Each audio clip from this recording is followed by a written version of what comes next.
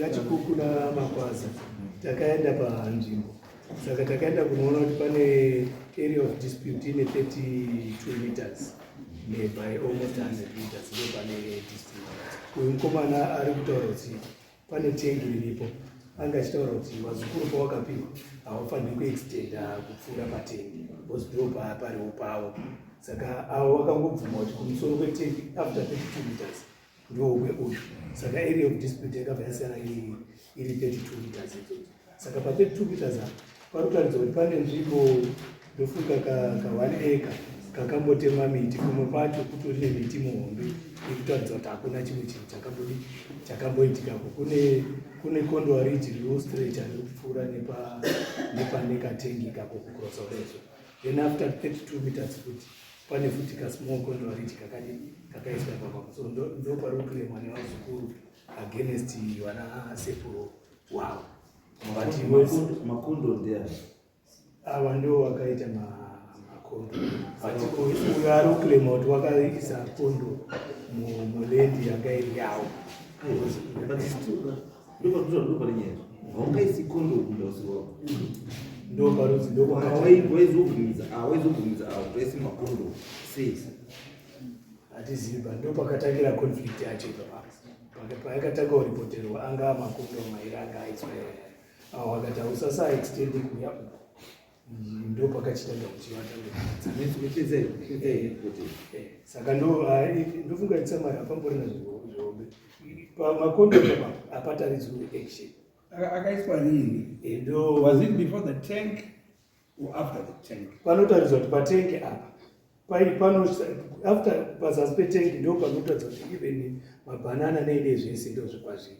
After tengi pane zvakangoita pana zvoti munhu anogonoenda kuisa kana kuti negamu uko ozoclaima ikoko because pane portion iri kutaridza kuti yakambotemwa neportion iri kutaridza kuti tiri nemiti anenge ndine video itori nemiti yakakura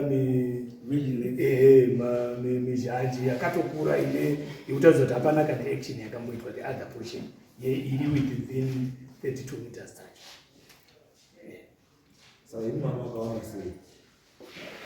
Inini maonero andakaita anotongoda decision yenyu because maitire zvakaita zvinongoramba zviri kuti uyu anoti kwai kuri kwangu but isisi practical tikuona kuti hakuna umboshanda but at the same time hatizivi kuti ava zvawanga kuti waigumira patengi zvakamira because patengi panotaridza action kudzasi asi kubva patengi kubvukira kumusoro kunotaridza kuti pangori nemiti yanga yakatemwa yatokura nezvo irikutaridza kuti after the 10 ndo kune iri makondo. Kune kondo wavanhu riri kumusoro rikunzi ava vari kuclaima kuti rakatoiswawo ava vaakutanga kuinveta rakaiswa rini kunoti basa ini ndingati kondwa iri kuiswa kwarakaita rari rimbori dondo riri sango. Parakaiswa kondwa iri iwo wakutaura warora waruti patakakumbira pawakapiwa 92 achisa pekuisa tengi 1992 wachinzi musatore munda apa. Very good. Yes. What I don't like is to say what you don't know. Yeah. Inozwa zvekuti mutu unotaura kuti one put it means that you don't know. Izvozvo ndozvandisikadi. Hatizoziva kuti wakaisa gore ripi. Ndozvandiri ngori dondo riri sango redu ndakagara takangoti isa ari kukuudzai kuti kondo rakaiswa ndiani ndiwo angatotaura iwe kana wari kuziva kuti ndinzi ndipavo. But my question is, ime muroda tengi pamakaisa makariisirei pakati napindira mubvunzo tengi takarisa kurugurirwa muganda wese wapanga pasina baba wake uyu mamurugurirwa muganda wei wekuti isusu tinoguma uko iyo achikwira tengi iri takarisa 1990 zita ramu ndini Mary Makova. Atitataure mbuya matitenge makarisa kugumisa chii tatiri kugumisa munda wedu kano handiti haikona direni rekumusoro. I'm talking about the tank kuti tank takaisa kuri nani ndini ndakatanga muri umhanya upindura saka muri kupindura zvinhu zvisizvo. ndati tengi makarisirei pakati pemunda. Tengi atizivisa pakati pemunda. Vamuni tengi riripi? Riri kumusoro kwemunda. Parutangira. But kuna 32 meters ziri kumusoro. Saka for me logically tengi rapanonga riri kumusoro kwesitengi. Bozi mimi tengi renyu pamakarisa apa. Mungada unditsanangurira kuti sei makarisa pamakarisa apa. Tengi betakarisa apa. Mufunge yini. Tanga tiri ndanga ndine kudirira kuna ndaitaura kuti ndakatanga kuita mvura. For tengi ndo akatonyoresa. Ndakatanga kuita mvura munzvimbo imo. Hamusi kutsanangurira chamakarisira. Tikaisa tengi tanga tiri kuisa kudirira muriwo wangu. Saka kumusoro kwemunda akudiriswe. Kumusoro kwemunda kwanga kuri miti iri kutaurwa yeye. Kwanga kuine matanga emombe. Kana nanhasi mombe dzacho izvo dzaka because inini munoziva zvandoziva. Inini chandoziva kuagriculture chinhu chinodetermina mugano ikondo.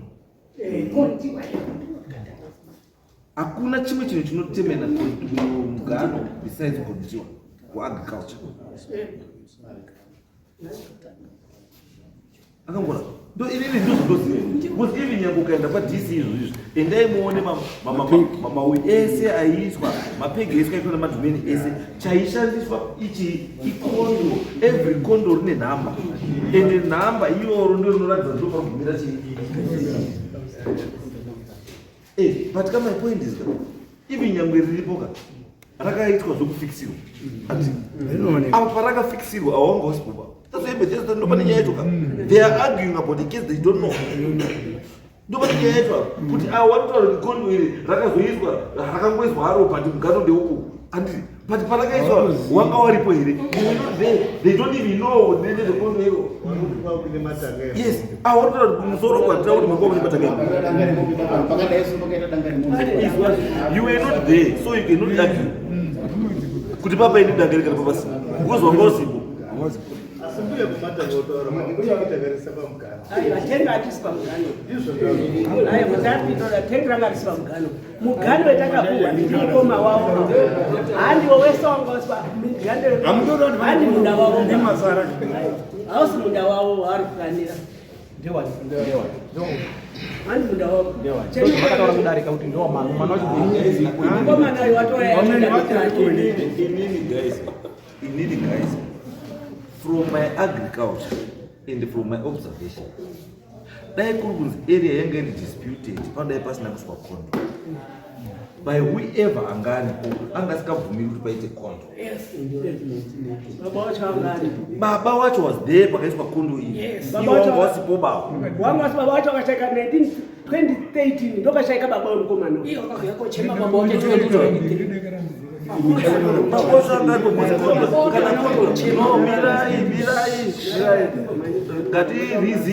Let's reason. Because the owner wechinhu ichi andika kondo irakaiswa the owner aripo and the owner never disputed. Then our uyu atosumudza moko hatodi kuti atombotaure bhozi haatoripo because muridzi wechinhu haasi yebo. Muridzi wechinhu ndeuya nebhuru ari pakati. Waari kuda kufaitira kuclaimira ndeuyu ari pakati. Because in the first place ndaimaziva musi ndakakutanga chaiwo chaiwo ndakamurambidza panapa atouya iye ari kuclaima this thing uyasitomboripo autoti ngepako ndikatobvunza futi ndiani akazozvinia no this changu I'm coming on behalf of chirungu chamwari hauna power of attorney bayo wanga usina power of attorney from the family to represent them. You need those power of attorney to represent them. It's not just about saying chirungu kakuti on behalf of wamutemo. This is a legal issue and to represent him you need power of attorney from that person. There is no power authority kuti umirire pasina power of attorney just like everyone anofamba mustreet.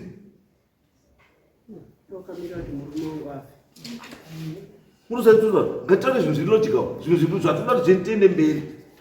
Vamwe vanodzidza vachidzidzawo chinopa munhu simba ipower of attorney yanyorwa nemuridzi wechinhu notongomuka nekuti ndiri sabhuku saka ndinoda kumirira munhu. No, that's not it.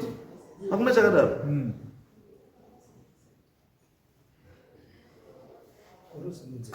Saka ngepani ndikutaura ini ndikutaura zviri simple according to nezviripo. My point number one, the owner of the land akasvika pakufa asina kudisputa this thing.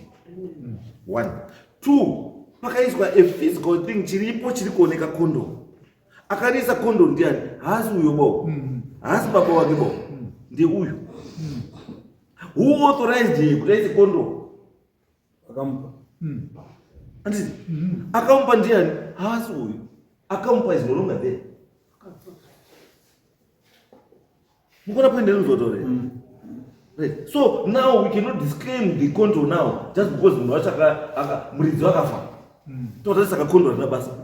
But ini from my agriculture kuziva kwandoita inini kondo ndiro rinotichemena munda wemunhu. Why? Because kondo rinoiswa kumusoro kwemunda wako, kondo hariswi kuzasi kwemunda wako.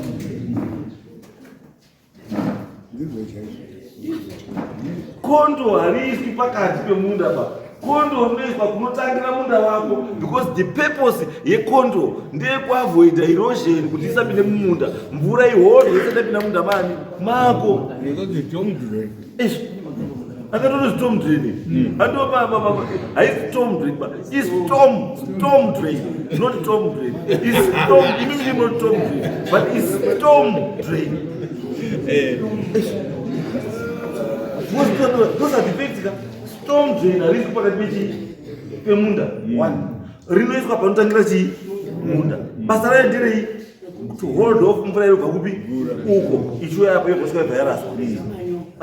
Then 2, kondo futi hariswi eland isiri yani yako. Unoisa panotangira land yani yako. It works as a boundary. It's a mark. So far chimbuya chinge chiri pai. Chinozi chirongwa chiri pai. Chinge chiri panotangira land yako nepanoperera land yani yako. Ndokuziva ndoite. Ini ndokuziva ndoite.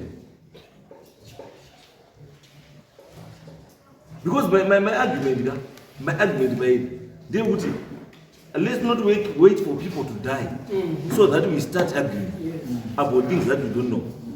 But atine mkana wekuti vanhu vacho varidzoe zvinhu vakanga varipo vari vapenyu. And they were supposed to argue nezveland yavo achiripo muridzi weland yacho. But the muridzi weland was never argued about that land. Yes. Inini maonero andakaita. Saka ndakatouya imimi muzoite decision.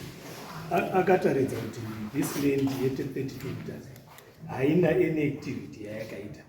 Because yanga iri kuti pane kaportion kakatemwa. The other portion iri kuratidza kuti ine miti iri as old as more than ine makore anogona kunge ari ma30. Uzokuona muzhanje wakura zvekuti 45 years ndiyo iripo. Iripo. Saka inini patakatoita taona area of dispute. Ndakatombotaura kuti onai guys, tine 32 meters. Hamugoneri kuita give and take. Iwe izwa ndikutaura ndoripota kuna changamiro zvandakataura. Give and take yekuti imimi iwe uri kumusoro unodzika wakaportion, imimi mamurunzi muri patenge apa munokwira wakaportion mungoita hafu because muri hama nehama wese wakabva warambo yakati ini ndoda kuti nditangire patenge avo wakati isisi toda kutangira kucondoarage. Ndo zvakazoti tiuye kuno kuti tisina decision yekuti tinodi because area of dispute ye 32 meters here uyo akati akaramba kuti ndekwangu uyo achiti ndekwangu. But activity yeeni yekuti nemarimirwo anoitwa kwahondi hapana chinhu chakamboitwa paipapa. Panorimika irasi. Panorimika maningana ngemombe. Mati mukasawirirana munozati panoita pamambo.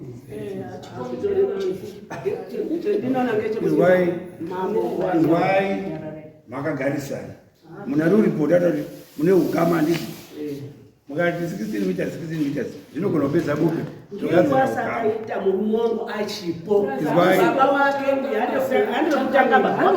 ndakachengeta chita hanzadzi yababa wakaregewa wakanga uri kumbe mumushameri wauramba uchinesunda ini ngekuti ari murume apachini wakatora mukunda wavo wehanzadzi wakati aivatora munda wateteredu. Ini ndatoona decision now. My decision is very simple. ndofunga kuti panyaya yekuti land dispute pataura mamawa kuti takamirira kuti mufi afe pamufi wacho paanga aripo muzukuru wedu chai chakapiwa mekugara chai waichengetedza mugano pakatanga project yemabhanana should be 2018 mukororo wacho wambuya ona awa ndo pakatanga kuchinja mugano mufi atofa saka makazwa popoto razotanga popoto rakatanga mufi afa mufi paanga aripo zvinhu zvazvakamira zvakanaka anga respecta kwakapiwa kwekuisa tank is why to me it doesn't make sense. According to the report ekupiwa parudza pana kuti pamurima. Yes. Saka you cannot is so argument yako yekuti pakatanga uri mabhanana nenzimbe. Muzasi kuchinja mugano kubva pawanga uri mune portion yakashumba kuti kune mabhanana wakasokochinja mugano iwowo mufi afa ndo pakatangira project yemabhanana wakuwandira izwa shamwari ndiri kuti ishu yemabhanana nenzimbe hatisa kuinzwa pawai because panzvimbo yatikutora nezvayo disputed area hapana chirongwa kuchiono chekuti sei mufi akafa tisinganetsani nemuchionoba ana akasinachita izwai bambo izwai bambo right inini ndiri kuti bambo pamakaona parutangira pane kondo ndo parutangira land yangu ya kumwe kwese ane kusipokana nazvo ari free kuenda uko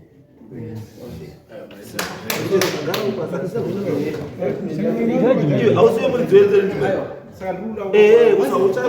iwewe ndakauza kuapa just kuenda mbio ini ndati mutemo wangu andoziva nemashandiro anoita kondo nemashandiro mafacts aripo aritaisa muridzi wenzvimbo chingolonga sei muridzi wenzvimbo haana kugara munetsana neuro kondo rakaiswa musipo muridzi wenzvimbo achiripo but there was no argument zvese zvakaitwa zviri muridzi ndosaka kana ari manyevu village rese kadai ini ndati panotangira kondo ndo panotangira lendi yambuya kana muda kuti apiwo mwakuti patatokunyora apiwo yes but my friend ndozaka my friend ini hate you unozwa doktora chokwadi urisabhuku here urisabhuku urisabhuku here urisabhuku wani urisabhuku wani wewe urisabhuku wani wewe village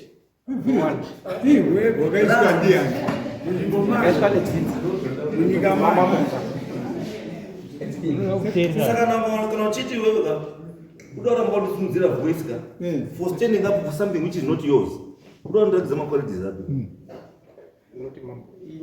no haurwadziwi nechinhu chisiri chako iwewe why urwadziwa nechinhu chisiri chako iwewe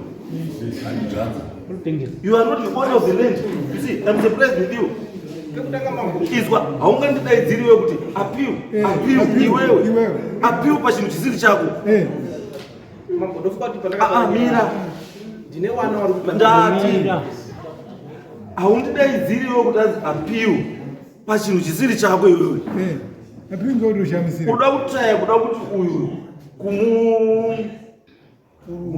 kumukurunga kuti apira against this decision because iwewe ndakuona kuti iwewe ndiuri kupusha munhu because une something chiri behind chauri kuronga nenyaya yendi because iwewe uri sabhuku iwewe I was expecting kuti iwewe uchanga wakatonyarara uchingonzwawo nyaya uchitomirira kuti inini sedziso rangu inini ndikubvunze wonditaurira chokwadi kuti chokwadi chirapa pambo ndechakati but ndobva ndazotoona kuti aiwa dziso rangu rachoka harisi dzisoba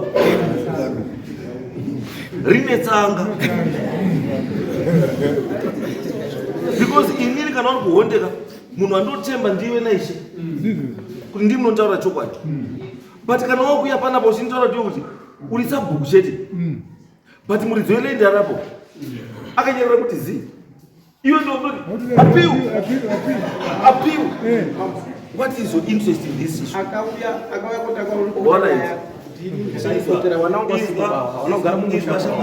hausiri baba wemwana uyu hausiri baba wake one hausiri baba wake one